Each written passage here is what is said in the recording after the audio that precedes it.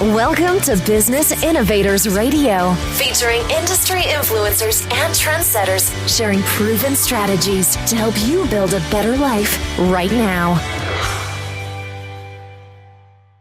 Welcome to the show. I'm Lisa Williams. Today, we have Lisa-Nicole Bell. Lisa is an award-winning content creator, on-camera personality, and entrepreneur. She is the CEO of Inspired Life Media Group, a company that creates and produces original premium multi-platform content. As an on-camera talent, Lisa has appeared in campaigns for PBS, Women in Film, and K-Swiss. Lisa previously hosted Inspired Life Radio, where she earned a following of more than 10,000 listeners as she interviewed celebrities, entrepreneurs, and changemakers. Her other film and television credits include Lifetime's What Should You Do?, the award-winning film Walking on Sunshine, the book-turned film The Legacy Letters, and the critically-acclaimed docu-series The American Dream Revised. Lisa's thought leadership extends to the stage as a speaker at universities, conferences, and events, including TEDx, Google, and SXSW. Lisa holds a degree in business law from California State University and completed additional coursework at UCLA. When she isn't working on entertainment projects, Lisa lends her knowledge of business to startups as an advisor. In her spare time, Lisa can be found traveling, flying planes, taking trapeze lessons, or campaigning for The Wire to win a retroactive Emmy. Please welcome to the show, Lisa-Nicole Bell. Thank you for having me. We're glad to have you. Well, let's get started. Today, we're going to talk about the growing number of Black women in business, how we've evolved, and what it'll take to help African American women in business run successful businesses. Let's get started. Black women have always had an entrepreneurial spirit. From our great-grandmothers who cleaned houses for a living and sold fish dinners at churches, to the many African American women who rose to the tops of their industries, including Michelle Obama, the first African American First Lady of the United States, Sheila C. Johnson, founder of BET, becoming the first African American woman billionaire, Oprah Winfrey, having the #1 daytime talk show in America, Serena Williams, #1 in women's singles tennis, Janice Bryant, owner of the largest minority woman-owned employment agency in the United States, and Ursula Burns, the first African-American woman CEO of a Fortune 500 company. And of course, the list goes on and on.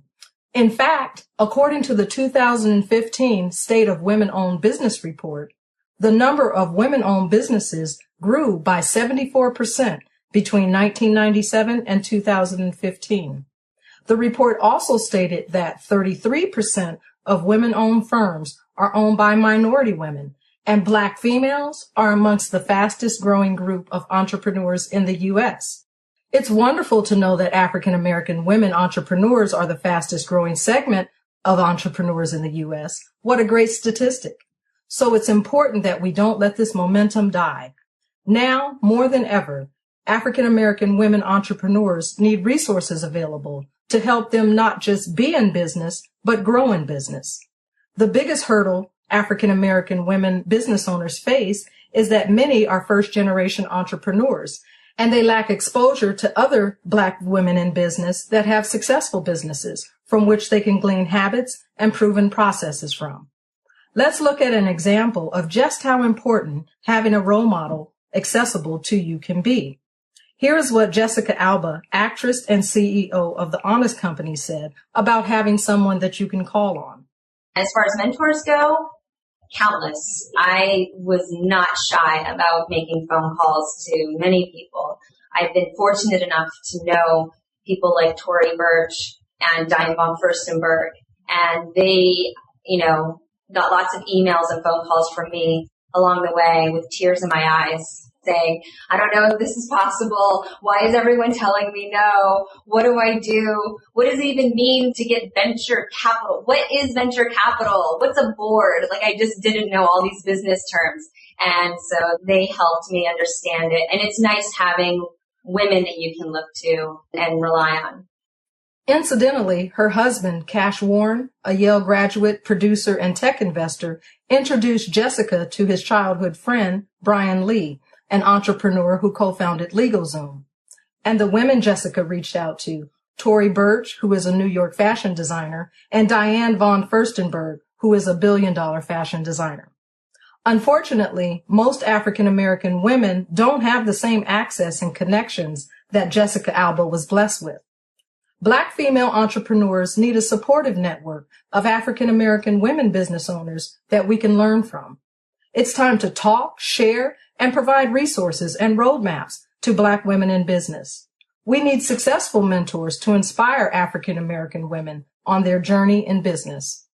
I have lined up a variety of successful, prominent, and leading African American women in business across many industries to share their paths and secrets to their success. They will discuss their journey not only as women in business, but more importantly, how they grew successful businesses in spite of the unique challenges faced by African American women business owners. Forgive my cloudy voice, but the show must go on. So let's get into the show. Lisa, how do you feel about being part of this historical time for African American women in business? I feel very fortunate. I think, any woman of color who has aspirations to create something of her own, whether it is being some type of solopreneur or creative or to build a scalable enterprise, should also feel very fortunate because our mothers and grandmothers and great-grandmothers just didn't have the same access to resources and information and tools to build things. We kind of have two advantages. One is the sheer ability to do it, and that we have things like the internet and we have access to resources. But then there's also this really great thing of visibility. In years prior, we didn't see as many women of color being represented in the media as these smart, powerful, accomplished women.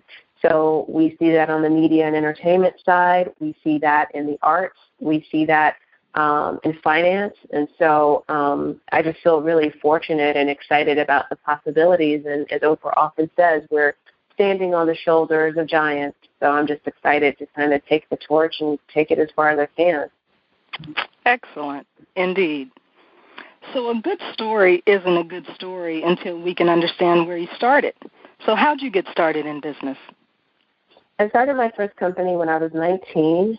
I had just been fired from a job and called my father in tears, not sure what to do, and he suggested that I start a business. And I didn't really know what I was getting myself into at the time, but in hindsight, I was kind of destined to be an entrepreneurial creative because I had the personality that was suited for it. I've always had the work ethic that was suited for it, and I really, really enjoyed being in control of my time, of my resources, and so on. So the first company was a standardized test preparation and tutoring company. We had clients throughout LA County, and we're working with dozens and dozens of families during the time that I was running the company. So it was a valuable learning period for me, and I've just been an entrepreneur ever since then. And I think it's one of those things where, after you start your first venture, once you figure out whether entrepreneurship is suited for you, you're either a lifelong entrepreneur or, for sure that your best bet is to work under smart people instead of trying to lead the smart people. So that's how I got my start. Absolutely. That's great. And so tell me, who do you work with currently and how do you help them? So my current company is a media and technology company that's really split into two parts. One part is client-facing, in that we're working with big brands, Fortune 500, venture-backed technology startups, and so on, to help them tell great stories with content. On the other side, we operate much like a traditional production company in that we are conceiving, developing, producing, and distributing original, premium, multi-platform content that includes film, television, and digital. So we work with a lot of different entities for a lot of different reasons. We have partners. We, one day may be working with movie studio. The next day we're working with the television network. The next day we're working with a multinational corporation. So for us, it's all about story. That is our core discipline, and everything else that we do extends from that.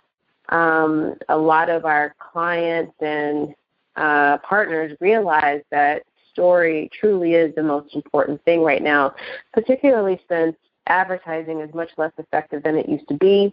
And also because even on the pure entertainment side, there's so much more competition than there used to be. It used to be that there were like 3 or 4 channels, and then even when cable television was introduced, you still had about a dozen, maybe 2 dozen channels, and now there are literally more than 100 outlets. And so what that means for the consumer is that they have a seemingly endless number of options in terms of how they can be entertained and how they can get information, which is good for them, but it also puts a little pressure on providers and distributors of content because they have to get a lot more creative with the types of stories they're telling, their approach to telling those stories, their delivery of those stories, and the platforms that they use to get the stories in front of the viewer.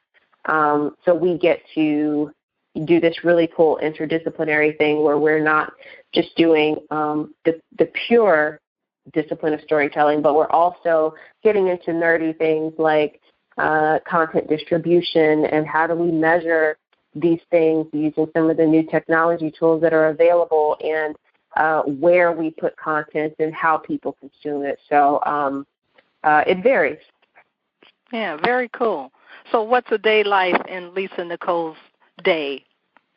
Every single day is different, and that's by design. I don't do well with monotony, and I get bored pretty easily. So, some days I wake up and I'm in another country and I'm kind of on a creative sabbatical of some sort. Some days I wake up and I'm in the gym before going to 6 or 7 meetings all day. And other days I wake up and I'm headed to the set at 5 a.m. And other days I wake up and I'm writing all day long. I'm sitting in front of a script just solving creative problems and trying to tell a great story. Other days I'm just on conference calls all day with my team or with the teams associated with projects that I'm producing or somehow involved with, and we're talking through business aspects of that, whether that's deal points or negotiating compensation and things like that. So I feel fortunate in that that every day is different. I get to do a lot of different things. I learn a lot because I'm doing so many different things, and I also am fortunate to have a team of people who work with me who are really great at what they do. And so that kind of allows me to stay in my lane, do the things that I'm best at, and delegate the other things. That is so important, definitely. So as an African-American woman in business, let's talk about what your path has been like as you have navigated your entrepreneurship. Sure. Is there a particular aspect of that you're curious about? Sure. What can you share with African-American women business owners about starting, staying, and sticking it through to reach a level of success in business?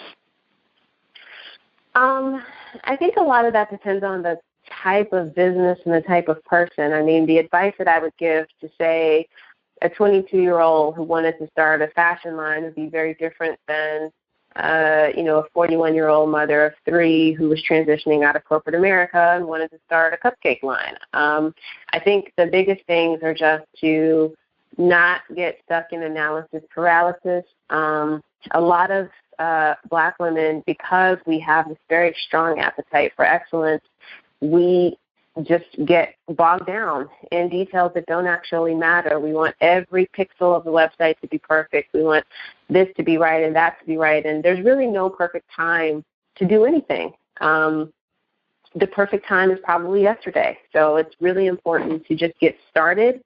The other thing is to not get hung up on all of these external factors for success. So I hear, from a lot of people in general, not just women of color, that they need, $1 million to do their startup, or they need, this and that and the other thing. So I'm always saying find the simplest, easiest, fastest way for you to verify that the market wants what you have to offer.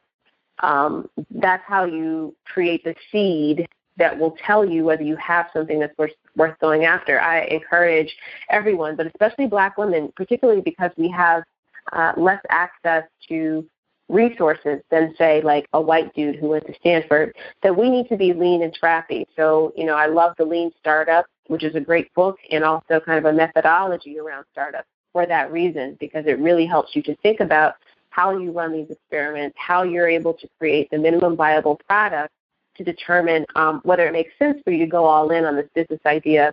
The other thing I would say is just to not be precious about your ideas. I run into a lot of people who think that, their idea is going to cure cancer and change the world. And it's like any great entrepreneur will tell you that they fail a lot, that they try a lot of things that don't work, and in many cases that the first 2, 3, 4, 5 businesses that they started failed. And if you're so hung up on one idea or one thing, it can be devastating if it doesn't work. So I encourage people in general, but especially Black women, because I find that Black women are still creative when we think about the types of problems that we can solve, that I really encourage priming that creative pump of ideas. Like, at any given time, an entrepreneur should have 3 to 5 ideas that they could wake up tomorrow morning and get after if they had to. And there shouldn't be any concern of like, oh, somebody's going to steal my idea or whatever, because, I don't have time to steal anyone else's ideas. I got more ideas than I know what to do with. And I feel like that should be the case for every entrepreneur, especially Black women. Excellent. So, Lisa, what was hard for you? I mean, honestly, think of one of the most challenging times in business. What was really difficult for you? I've had a lot of challenges. The most difficult one was probably when I started a business that I really, really liked, a business that was headed in the right direction. And I had co-founded this company with a man, and there was no connection to him prior to us starting this business. I mean, we had known each other because we were both members of an organization for entrepreneurs, but that was it. And so we started this company together. It was going really well, twirling, headed in the right direction. And then he started to develop romantic feelings for me. And he decided that if I wasn't willing to give our romance a shot, that he didn't want to continue doing business with me. And that was a particularly difficult time because, like many women, I like saying yes when I can. And it's only been in the past 2 years or so that I've been much better at being able to set appropriate boundaries on my time, on my resources, on everything, because I have so much going on. But also just being able to say no when I need to say no and not feel guilty about it. Those are things that have taken time for me to get to a place where I'm comfortable with that. And at the time, it was challenging because I wanted this business to work. I was really excited about this company. But at the same time, I knew for sure that I did not have any romantic interest in this man. And I also knew that, I had decided a long time ago that I did not want to mix business and pleasure. I really felt like if you're doing business with somebody, it's a much cleaner interaction if you only do business with them. If you're married to your business partner, that's kind of a different thing. But when you start getting into this thing of like dating and sexual relationships and that, and also like doing business with somebody during the day, I just feel like that's too sticky of a proposition. And so it was just hard because I think he picked up on how difficult it was for me and started to try to manipulate the situation. And I ended up having to walk away. From the business. We had to dissolve the company. We had to, release our clients. We had to, disconnect from our partners. It was just a lot because we had momentum. Like, this is a real business that was moving forward. And so to dissolve that and shut it down required a lot in terms of logistics, but it was also emotionally very taxing on me. And so I wouldn't say that was the most difficult thing I've ever been through, but I would say in recent memory, it's one of the biggest challenges because it taught me so much about what it means to set boundaries, even with someone that you're partnered with. And it also taught me some valuable lessons about the questions to ask before you partner with someone, because I felt that I had asked all the right questions to identify whether he would be a good partner or not. And Right. he was. He was fantastic. But the question I forgot to ask was, what are we going to do if one of us starts crushing on the other one? That's not one of the questions in the Entrepreneur and Inc. article. No, it's not. So that was a really valuable lesson, but it was a very tough time because I was having to manage not wanting to burn the bridge, not wanting this to go horribly, and also having to manage what I knew really needed to happen. That's a great share. Thank you. So we have other black women that have accomplished great successes like those I mentioned earlier, and additional women like Taraji P. Henson, Kamala Harris, Shonda Rhimes, and countless others. Can you share a nugget to help women that are just starting a business and inspire them? I would say the biggest thing is to get into action. I mean, even if there's a pattern that I've noticed, which is that a lot of first-time founders and dreamers in general try to avoid sucking at whatever it is they want to do. They see the success of women like those you named, and they think that they're supposed to start out being excellent. And so they're trying to avoid the clumsiness that comes from practicing a craft and becoming proficient and becoming a professional and then becoming excellent. It's a process. And so I would say, start as soon as you can and be okay with not being good at what you want to do. I mean, it just, the number of mistakes that you're going to make can't be avoided. And so there's this, this saying in the entrepreneurial community that if you want to succeed twice as fast and make twice as many mistakes, there's no way around making mistakes as an entrepreneur. So the sooner that you accept that, the easier it is for you to get on with the business of studying, practicing, doing whatever it is you want to do consistently. So, don't be peripheral about your approach to what you want to do. If you want to write, don't spend the whole day reading about writing. Actually write, even if you think you suck. And if you suck that bad, then seek out a class or some type of training that helps you become a better writer.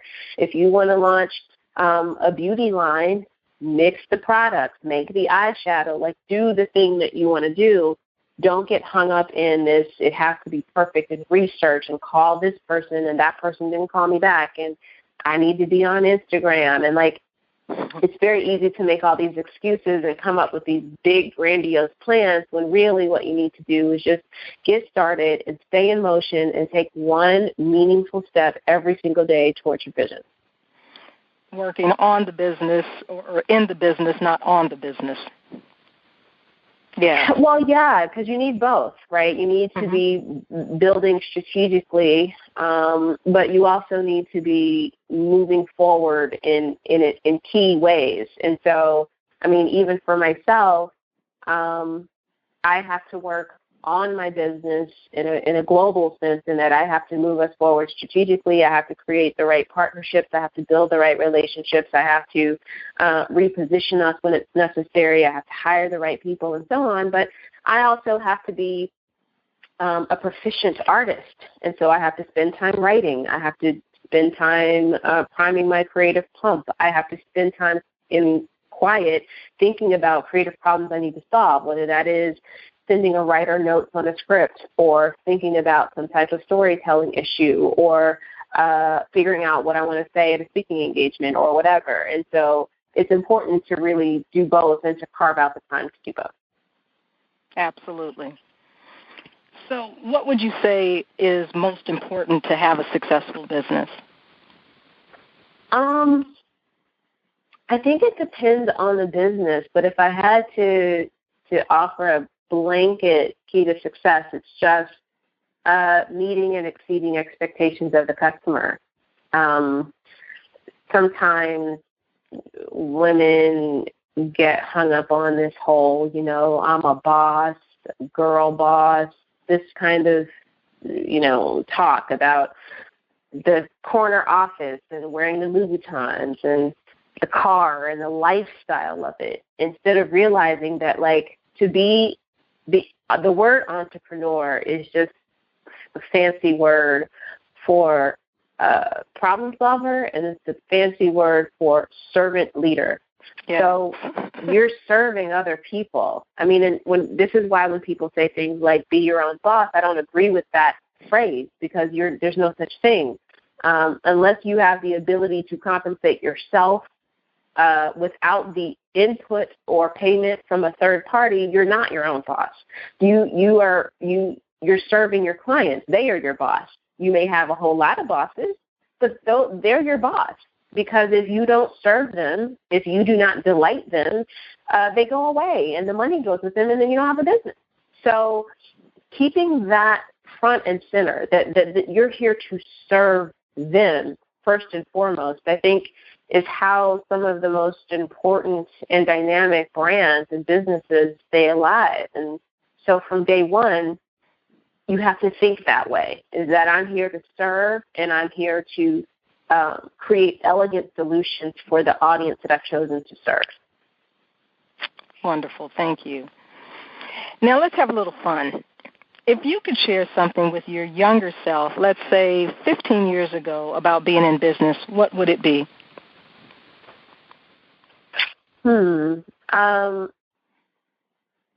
That whatever it is not that important.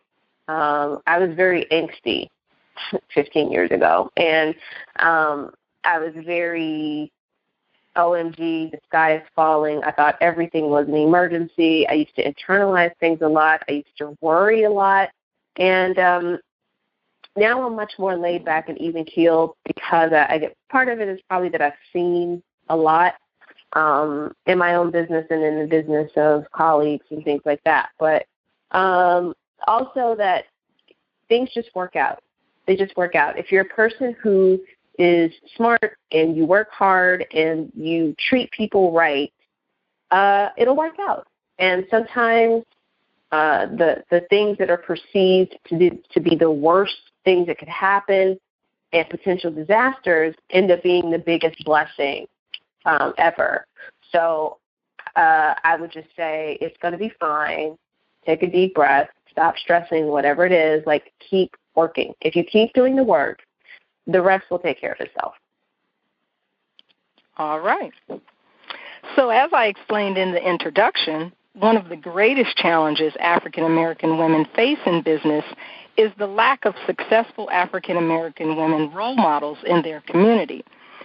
So let's talk now specifically about the unique challenges African American women business owners face. And I have a list, so I'm going to name a couple of them and pick one that you'll speak about that may have been a challenge for you in your business. Family. They didn't understand your entrepreneurial walk. No role model to call on. Business acumen, like business terms, not knowing business terms and valuable information with regard to your business. Seeking capital. Juggling being a single parent or being a single mom. Lacking relationships, because many black female business owners are first-generational entrepreneurs, and their friends sometimes are not. Investing in ourselves. Volunteering. Any of those categories, can you speak to one that may have been challenging for you? Well, I guess it's hard for me to say that it was challenging for me, because I feel like, I don't know that I saw those things as like obstacles standing in my way. They were just kind of circumstances. And I don't really believe in making excuses. I feel like you can make money or you can make excuses, but you can't make both. So, like, if I didn't have something, I just went and got it. Like, I don't think it's healthy for women to have a preoccupation with all the things they don't have or all the things that aren't right. Because even white men who are perceived to be at the top of this business totem pole many of them start with disadvantages too. Many of them don't have certain things that they need. So relationships, for example, if a man is a truck driver and he wants to do a tech startup, well, he's making the same leap that a black woman would be making. So, like, it has to be more of a thing of, like, how do I get what I need, or how do I turn my disadvantage into an advantage? So there are a lot of things I didn't have. I didn't have access to capital when I first started. It was very difficult to get it because I was 19 and was just really young, and I hadn't started a business before. So it was like, there's no way. And so to me, that wasn't like, oh, man, I guess I can't start my business because no one's going to give me, $500,000. I was just like, okay, well, that means that my business has to be profitable from day one. So rather than doing something that requires a huge capital investment, how do I start this thing where I am? And for me, that meant like, okay, let's go to Starbucks and put something up on the community board with those little tear things at the end and have people call me. And if somebody calls me, then that's step one. I'm going to put an ad on the internet. And if someone calls me, then that's step one. The first time someone pays me to do this, all right, we've got the seed of a business. And then after that, it's like, how do we multiply this by 100? So I never spent time dwelling on all the things I didn't have, and I never spent time like obsessing over the fact that I was a black woman at a disadvantage. I just was always thinking about how I could make those things work in my favor, or how to get around them. And I think any black woman who's going to be successful really does have to have that orientation, because if you stop to think about all of the things that are working against you, you'll be too depressed to do anything. I mean, there's just, a lot of things that could be a disadvantage. Like my parents, my dad is a serial entrepreneur, but he's never done anything in media or technology or entertainment. So, and same with my mom. Like when I moved to LA and decided that this was the industry that I wanted to be in, I didn't know anybody. I didn't have an aunt who lived here that I could crash on her sofa or whatever. I didn't have a job. I didn't have very much money. I didn't have a place to live. I didn't have anything. But I didn't see any of those things as disadvantages. I just was like, this is just what it is, so let's go. Let's find a place to live. Let's hustle up a job. Let's get the business going. Like, let's just do it. So I think it's really important to just shift the paradigm and shift the narrative around whatever your situation is from this is a disadvantage for me to how can this be awesome for me. So if you feel like your friends aren't supportive of your entrepreneurial ventures, stop hanging out with them. Like, yeah, you're going to be alone, but guess what? That's more time you can work on your business. So anything that is a perceived disadvantage can be flipped on its head to be an advantage if you're willing to change how you think about it. And that's an excellent outlook. So you mentioned that your father was a serial entrepreneur. Do you feel that that has helped you having a parent that was an entrepreneur in your business? It has, only to the extent that his attitude toward risk is something that I adopted.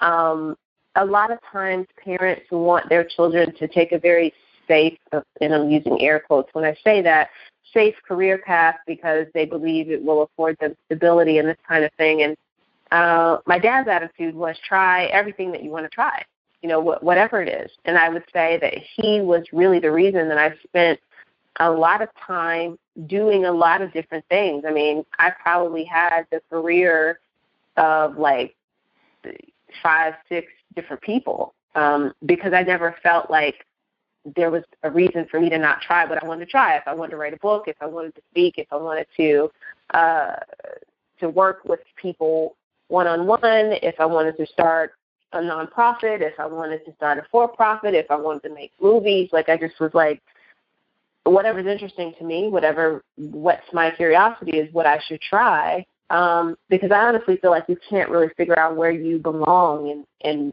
what your broader purpose is until you try those things out for size. And so I'd say it was just helpful in the sense that he encouraged me to try things. And that was helpful, but at the same time, my mom, when I started my first business, was dead set against it. So I know what it feels like to have a supportive parent, but I also know what it feels like to have a family member who does not understand what you're doing, who doesn't want you to do it because they're afraid for you. Because usually your family, they have good intentions. They want the best for you, and they just are afraid of what failure could mean for you. But you really have to decide to do it anyway because they don't have to live your reality. And it's really important to be self-directed in that regard. Very true.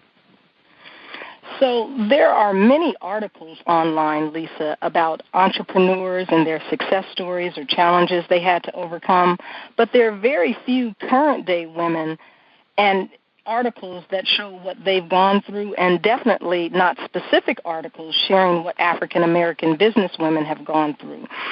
What do you do when you got stuck, overwhelmed, ran out of money, or possibly felt like quitting, like Jessica Alba shared in her story?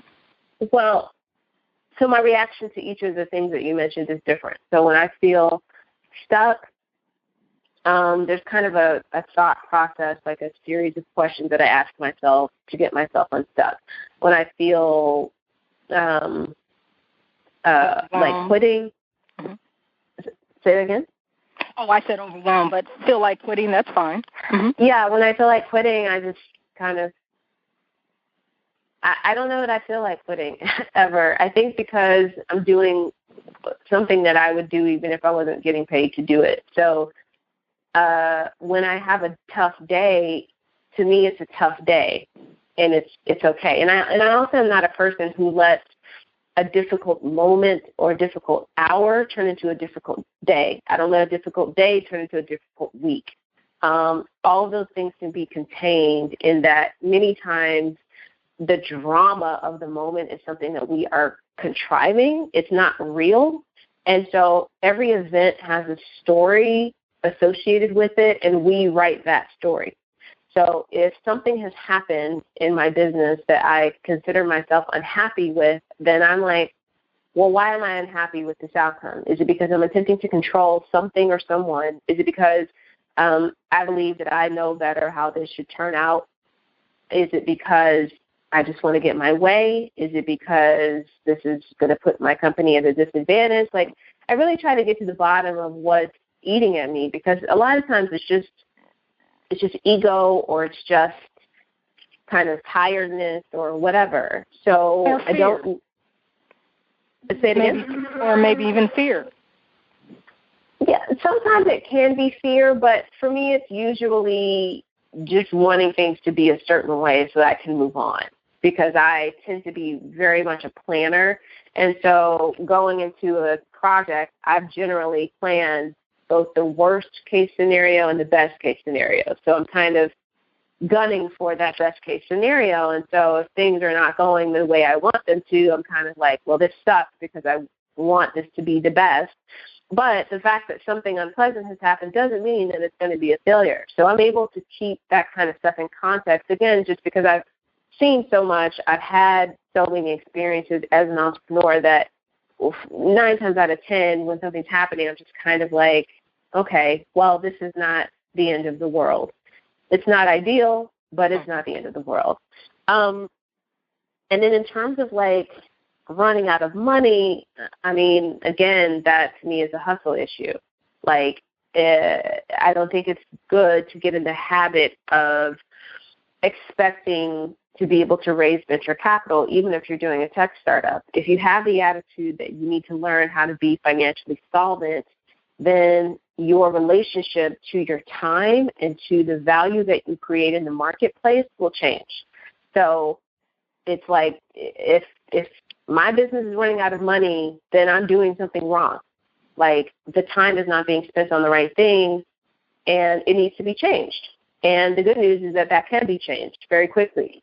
So this is also why I don't like to run organizations that are really, really big with like hundreds of people. I like to stay as lean as I can, because if I need to quickly make an adjustment, that's easier to do with 75 people than it is with 750 people. So that's kind of a personal preference. But the point is, like, it's important to know what the keys to your success are. And I feel like if you know what those things are, then you feel a lot less lost from day to day. You know where to put your energy, where to put your money, where to put your time, and you also know when you start to deviate from that, so you can get back to basics and stay focused. So that's my thought on that. Excellent. Thank you. So what didn't you have when you were building your business that you wish you would have had? The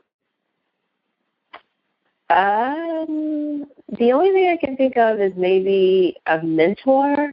I've had 2 or 3 mentors throughout my career, but I haven't had the types of mentors that I wanted to have. And I believe that would have been helpful in terms of helping me to manage the psychology of some of the things I was dealing with and being able to swing for the fences a little bit more. I think, in some of my earlier ventures, I was very timid. I was very just trying to do enough to get by. And now I'm much more instead of being afraid to ask for $10,000, I'll ask for $1 million because I feel like the worst that you can say is no, and because I've become more clear about the value that we bring to the table and what that's worth. And so, it would probably be a mentor, but at the same time, like I was saying earlier, that to me wasn't a reason to not be successful. Sure. So I got to complain here a little bit. Our black businessmen are showing us out, and that's not going to work. Tyler Perry has shared his homeless to success story. Eric Thomas, the motivational hip-hop preacher, has his homeless to PhD story. So us ladies, we've got to get our stories out and document it so African-American women in business have some inspiration when they're feeling low, are searching online to learn what other women did in their challenging times. We need our own rags to riches story and hero story. So I say to you, Lisa, what's your rags to riches or hero story? Well, first I have to disagree with the assessment that our stories aren't out there, because I think now more than ever there are all these great communities specifically for women of color. And there are so many great examples. And the thing about it is, Shonda is our Tyler Perry. For a black woman who wants to build an empire, this woman owns Thursday nights, which is the most coveted night on network television. And she's doing it with 3 children in tow. I mean, that's truly remarkable. So I think that there are tons of examples. I mean, if you want to play tennis, if you want to run a television studio, if you want to start a consumer-facing beauty business, there's an example, a black female example for that. So for a woman who says, well, I want to be in business for myself and I need some inspiration, it's everywhere. There's, Erica Nicole with YFS Magazine. There's Miley Teal with Curlbox. There's Courtney over at thinkandgrowchick.com. There's Uyo with her maternity lines. I mean, these women are dynamic and amazing, and the cool thing about them is they're all so generous with their knowledge. It would be very easy for them to kind of become massively successful and then just kind of ride off into the sunset with their money, but they blog, they tweet, they're on Insta, they're sharing what they know. So those examples definitely are there. I mean, in terms of I've never been on the street. There was a time when I first got to LA, I was staying at the Best Western because I didn't have an apartment and I didn't know where I was going to go. But that was just hustle though. It could have very easily been that I ended up on the street very easily or had to go back home. But I just decided that was not going to be my story.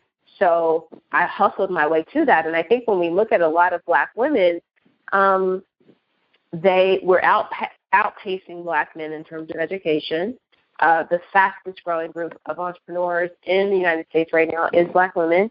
And black women are kind of groomed for multitasking and excelling from the time they're little girls.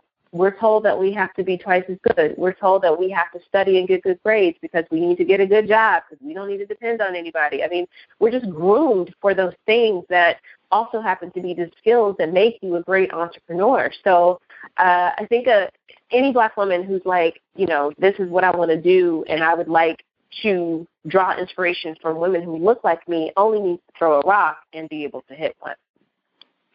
Okay, I would agree with that. I'm actually talking about those challenges and how they work through challenges specifically. But I agree. I do totally agree with you. And actually, I think your story, and again, it doesn't have to be rags to riches, but it sounds to me like your story was, leaving whatever city you left and moving to L.A. to start a career that became X. You know what I mean? Right. Yeah, I mean, it's just like a willingness to figure it out. And I don't think that you can start down the path saying, well, I want to be this or that. It has to be about whatever it is that you do. Because, I know a lot of people, Black women included, who are successful in my eyes, but they're not famous and they're not rich. So it's important to establish what success means to you early on. Otherwise, you're on a hamster wheel chasing some elusive thing that you're never going to catch. Because for some of us, money's more important than others. For some of us, it's the time freedom, being able to control how we spend every day. For others, it's impact on others. So that's really important. Absolutely. So switching directions for a moment, today there's a lot of talk about collaboration. What are your thoughts, Lisa, on collaboration instead of competition? I think collaboration is really important. I think it's important to properly vet the people that you want to work with and to have legitimate reasons. Sometimes people are collaborating because they're just afraid of going it alone, and I don't think that's a good reason. As long as you're really clear about why you're trying to collaborate with somebody, I think it's fantastic. Excellent. One of the things I share with business owners, especially women, is how they can succeed without having to compete by implementing the power of positioning and leveraging the media to build their brand. And so, I mean, there's just, a lot of people get really caught up on their competition and how they're, how many people are doing the same thing in their industry. But really, every business is unique once you create your USP. Would you agree? Definitely. I mean, I feel like if you don't have something specific and unique to bring to an industry, you shouldn't be in it. Like, it shouldn't be, I see other people doing X, so I'm going to try to do X too. It should be, I see people doing X, but I believe that it should be done like Y. And therefore, I'm going to enter this industry because I have something unique to bring to it. So if you are attempting to, again, if you've identified an audience that needs to be served, that either isn't being served properly or is being underserved, then it's not difficult to do that because it's about them. It's not about your competition. And there's so many ways around that. One of my favorite business books is Blue Ocean Strategy, where they talk extensively about this idea of we're not going into red, bloody water where the competition is. We're going out into brand new categories. And, how do you do that? How do you create a new category for what you want to do, even if it's an industry that's saturated, like wine or fitness apparel or beauty? It can be done because over and over again, we see new brands enter the market. We see, with the Warby Parkers of eyewear, the Tom shoes, these brands that enter the market, and we go, wow, well, glasses have been around forever. How did they build a brand new, durable, sustainable eyewear brand? They did it by telling a specific story, by having a very specific aesthetic and point of view, and by really trying to serve the customer in a new way. So I think those are the keys to moving away from this idea that we're competing with everybody else. We're just trying to serve the customer in the best possible way. Yes. So how do you think we can move forward and turn that growing number of African-American women in business, the statistic that I shared earlier, into successful million, multi-million, and billion-dollar businesses? Part of it is going to be institutional in that we need more access to capital, and I think slowly but surely that's starting to happen. We got, Project Diane doing the research on that to try to figure out what the numbers are for Black female startup founders. 500 Startups just named their first Black partner who happens to be a Black woman named Monique Woodard. I think that's amazing.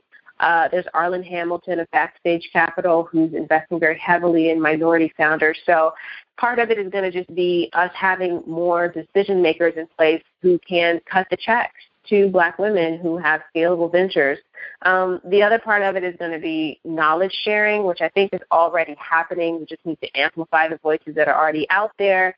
So I have a podcast called Behind The Brilliance where I'm interviewing people about their work and lives, innovators and creatives and entrepreneurs. You have, again, Erica Nicole with YFS Magazine, where she's offering this really, really well done, well curated startup information. And again, it's coming from a Black woman, but it doesn't really matter. Like, information is information. Right. So I think it's going to, part of it is going to come from the side of like the venture capital community and the startup community as a whole, realizing that the inclusion of Black women is important and valuable and that it can increase the bottom line. The other half of it is just going to be Black women making the decision to follow in the footsteps of the other dynamic women they see and get going. Yes.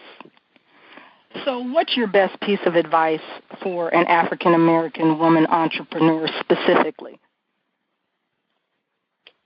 The same as it would be for anyone else, just get started and keep going. I mean, that crosses color lines and gender lines. Because it's like we're no longer in a position where we can say, well, I couldn't do that because I'm a Black woman. Like, we just have too many examples of people who've done it. So we know that this is not about that. It's about, are you willing to do the work to figure it out? There is so much information. And again, this is not like, the 20s where it's like, what are you doing reading books? Like, the library is available. Amazon is available. Like, the information is there. A lot of the information is free on the internet. The tools are free. I mean, MailChimp and Squarespace and all of these ways that you can get a website up, get a landing page up, all these ways you can take money, Stripe and PayPal and GumGum and all these different things. Like, there's just no reason. If you have an idea and you want to make money doing something, there's no reason for you to not be able to test that out. You can run all kinds of ads very cheaply. It's just never been easier than it is right now. So I just say, whatever it is you want to do, find a way to do it now and keep going. Don't get into like, I'm going to write a 75-page business plan and I'm going to go to the bank and all this craziness. Just like, try it. Figure out whether anybody wants it first. Don't be precious about your ideas. Just be more interested in having it be good and having it be validated by a market. Absolutely. So what impact would you like to make, Lisa, as an African-American woman in business over the next 10 years? Oh, boy, that's a big question. I just to help as many people as I can, as cliche as that sounds, because the work that I do every day is aligned with who I am and what I'm put on the planet to do. So if I continue to do that, everything else will take care of itself. And by doing what it is I was put here to do, the example that I set becomes a light and a beacon and an example for other people, Black women included. So I don't feel like I have to take on the responsibility of being anybody's role model. I just need to do my thing. And whoever's supposed to draw inspiration from that will. And sometimes people reach out to me and ask me questions, and I'll answer them on my podcast. Or if I'm speaking at an event, I will invite them to come out and that kind of thing. So I'm definitely doing my part to pay it forward in terms of saying, here are the things that I've learned. These are my war stories. Maybe this story can help somebody else become successful faster. So the impact I would want to have is just having as many people as possible live lives and do work that is aligned with who they are and that brings them joy. And so in saying that, do you have a mentor currently at this juncture in your business? I don't, because I'm kind of at this interesting place. There's something interesting that happens. Once you move out of being a a newbie entrepreneur and you start moving into a growth phase, the type of person who can truly be useful to you becomes super specific. And so there are certainly people that I consider mentors in the sense that I believe I could come to them if I needed support with something, if I needed a sounding board or advice. But in terms of there being one specific person with whom I have some type of semi-formal arrangement and they're the person I go to all the time, I don't have that because I don't know that once your business grows to a certain point that works. If only because, like, if I'm trying to break through a revenue plateau, there's one person that I may speak to about that I think is really great at that.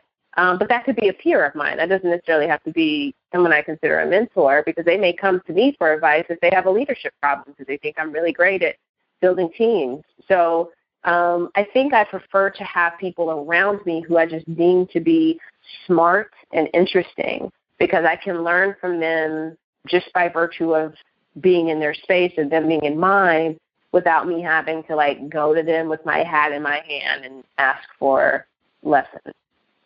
Yes. So do you have a suggestion for Black women in business on how to approach or seek a mentor when they're at that phase in their business? Yeah, I actually talked about this at length in the most recent episode of my podcast. It's episode 79. So if anyone listening to this is like, I want to hear the longer version of the answer, that's where you can find it, because someone asked me this very question. But the short version is to not ask anyone to be your mentor, because most people do not have the time, and that question is intimidating. Most people who are worth being a mentor to you in the first place are already behind or overcommitted. And so you're asking them to make another commitment that they feel they may not be able to keep. So the better thing to do is to say, would it be okay if I took you to lunch once a quarter? Or would it be okay if I emailed you 3 to 4 questions a month? That's something that a mentor can more easily manage and say yes to, or suggest an alternative. The other thing I would say is just to be a great mentee. Don't be entitled, be on time, be consistent, and implement the actual advice that you get. And if you try it and it doesn't work, let the mentor know. If you try it and it works really well, let the mentor know.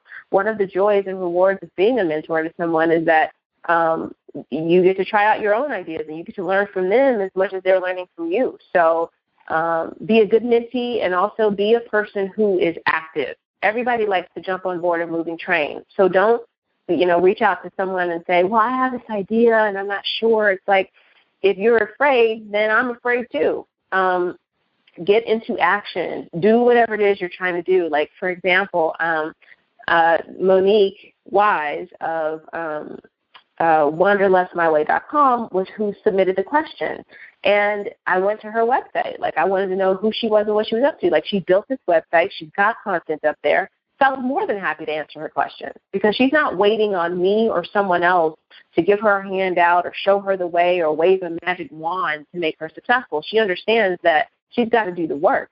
And if she's got questions about how to get through certain parts of what she's doing or overcome certain obstacles, that's when you go to a mentor, when there's a very specific thing that you're trying to deal with and they can answer that question. But the super broad, like, hey, will you be my mentor? How can I be successful? How do I make money? Like, those questions are just way too big. And if you actually start doing something, you'll have much more intelligent questions to ask of a mentor. So those are my 3 main tips for that. Okay, that's great. So do you know of any organizations that you can share off the top of your head that provide mentorship or resources just here off the top of your head?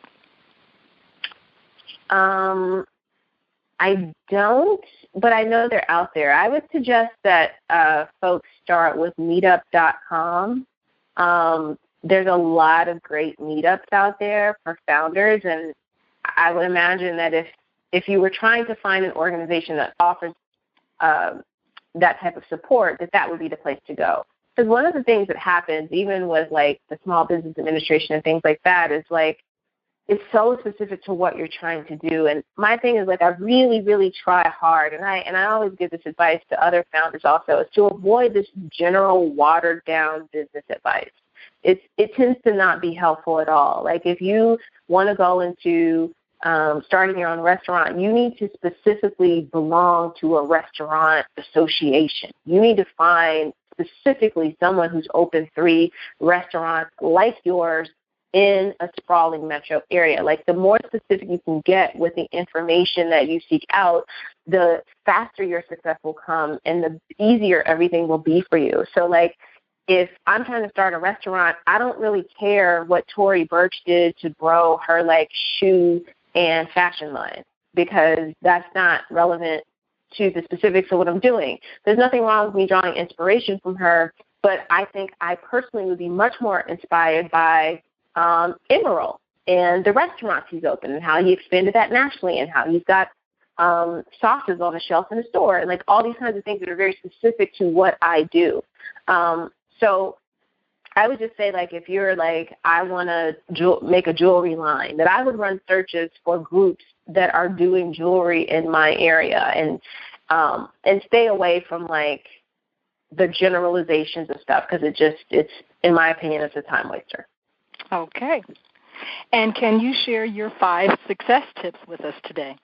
I mean, a lot of them are things that I've shared kind of throughout the conversation. Just, you know, one is going to be consistent strategic action, just taking action every single day, whether you feel like it or not, no matter what's going on. If you don't consider yourself successful, I really don't understand the concept of days off. It's like, even if you don't work a full 8 hours every day, like, you should be doing at least one thing that moves you forward. The other one is going to be reading. Again, like, personal education is super important, and it's a lifelong thing. Like, if you decide I'm going to be super successful, then what you're saying, in essence, is I'm going to be a lifelong student. So constantly reading and educating yourself. The third thing is going to be saying no when you need to say no, setting appropriate boundaries, learning how to stay in control of your time and resources. People will bully you. People will attempt to manipulate you, make you feel guilty, whatever, but you really do have to get to a point where you decide that your own agenda and your own priorities are more important than everything else that people are trying to get you to do. The fourth thing I would say is to put profit over popularity. I've seen a lot of situations where people want a certain number of social media followers, or they want to be connected to this celebrity, or they want to be in with this clique of people, and they don't realize those people are broke. So it's like, focus on your business, focus on making it profitable, focus on making everything you do as excellent as you can make it. If you're doing that, you don't have time to worry about whether, you know, you're chummy with that person, or whether this person thinks you're cool, or whether so-and-so approves of you. Like, because when you do that and you're running your own race, all the cool people are going to be drawn to you anyway. So profit over popularity for sure. And the last thing I would just say is to surround yourself with space holders. There are people who are afraid of what you are attempting to do. There are people who are jealous of what you are attempting to do. And then there are people that are just straight up negative, because that's just how they are. And then there are what I call space holders, people who energetically and sometimes physically hold the space for what it is that you're trying to do, for the destiny that you're trying to step into. And I think those people are massively important, because you're going to have days when you're frustrated. You're going to have situations that come up that annoy you, that disappoint you, that confuse you. And especially in the early days, you're going to doubt yourself. You're going to question whether this is the thing that you should be doing. And so you need people who see the vision, who see the opportunities, who believe in you and the possibilities that exist for you, and can therefore hold that space. And sometimes that means they're giving you words of encouragement, but sometimes it just means that they're just continuing to believe that it's possible even when you don't. So those are my 5 things. All right. Those are excellent. And can you recommend 2 books that every woman should read? I would say The Personal MBA. It's written by a guy named Josh Kaufman. I think for anyone who's just getting started, it's a great book. And really, even if you're not just getting started and you feel like there's some areas of business that you could stand to grow in, it's a great primer. I mean, it's not a short book, but it's a great book in that it really does walk through a lot of the key fundamental things you need to know if you're going to be a force in business. And this is particularly important for women who see themselves eventually expanding beyond what they do now. So if you want to diversify the industries that you're in, if you want to be a fantastic leader, if you're thinking that you want to scale your business, if you're thinking you might want to sell your business, if you're thinking that you want to eventually invest in other startups, like all that kind of stuff, it's just really helpful to have a cursory understanding of like business as a whole. And if you're thinking, I don't have the money or the time to go get an MBA, this book is not a substitute for that, but it is an excellent, excellent primer so that when you go into meetings, when you're having conversations, you know what you're talking about. Like you understand these fundamental principles that you need to get in order to be great at business. The second one would definitely be Blue Ocean Strategy. That's just because some people are very like, they need lots and lots of inspiration, but I don't need tons of inspiration. I just need to know the information I need to do what I'm trying to do. And so I like books that offer up clear, specific guidance on achieving a certain outcome. And so Blue Ocean Strategy deals specifically with positioning and how to deal with the concept of competition and how to grow durable brands. And so those are ideas that are very attractive to me because they're relevant to the business I'm running now, but they're also relevant in the context of things I want to do in the future. I have aspirations to do consumer-facing things and that kind of stuff. So I like to just kind of understand what's worked and what hasn't. And I really, really resonate with the idea of saying I'm not trying to go into my business thinking I'm competing with 8 other businesses that are like mine or 8 other women who are like me. I like to go into it saying, what is the unique thing that I bring to what I do? Because I really feel like there is not another person that is like Lisa-Nicole Bell. They can be similar, but they're not like me. And I can look at other women who I consider my peers or colleagues and go like, I think she's so dope. I'm not like her and she's not like me, but I don't see her as my competition because anyone who's coming to me or to my company is doing so for a very specific set of reasons. So when you get clear on that, it becomes so much easier to just focus on running your business, growing your business, and really enjoying the awesome parts about being an entrepreneur. Well, thank you so much for taking the time to give back and share your journey as an entrepreneur. Where can our listeners get more information about you? Lisa-Nicole Bell is the easy way. My podcast is there. My bio is there.